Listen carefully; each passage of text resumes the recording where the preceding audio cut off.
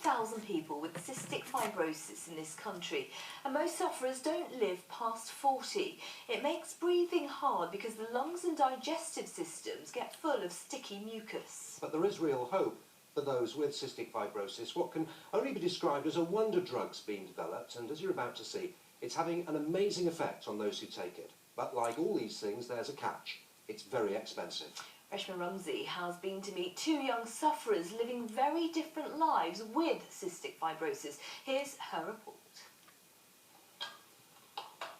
12-year-old Alexandra Barker and Amy Lloyd, who's 19, have a lot in common. They both have cystic fibrosis, an incurable genetic disease which threatens their lives. But that's where the similarities end.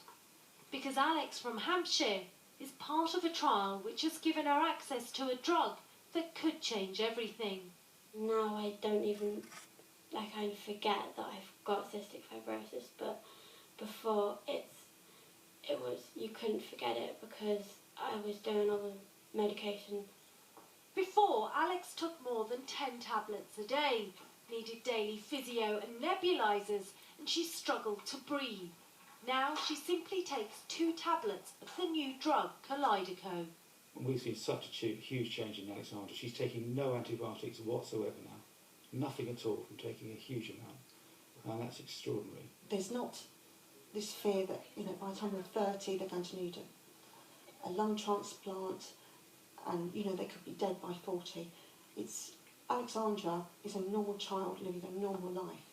In Kent, Amy isn't on the trial, and the drug isn't available on the NHS, so she doesn't get it.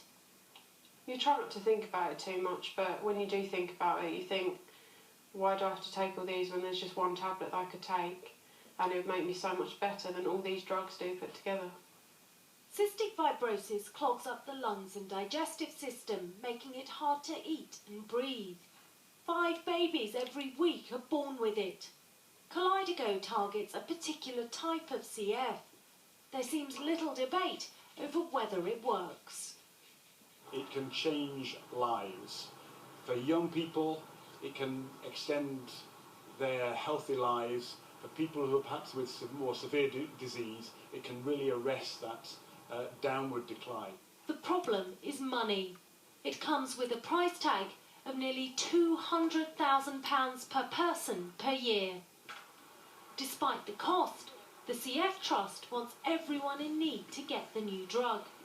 We're calling on the pharmaceutical company that produces the drug and the NHS to sit down, work out the effective cost, which is affordable and which is equitable. The CF Trust has collected more than 11,000 signatures, and Amy's mum Denise is leading the fight to put pressure on the NHS. It's already available in other European states. It was licensed in August this year for use in the UK, and we just want it to come to the market and be available for those patients as soon as possible. No one was available for an interview from the Department of Health, but in a statement they told us local health experts are considering making the drug available, but those decisions will be made by individual health authorities at a regional level. 2 young girls with the same devastating illness, but for one of them, the future looks much brighter for now. Reshma Rumsey for Meridian Tonight. Reshma Rumsey reporting there as you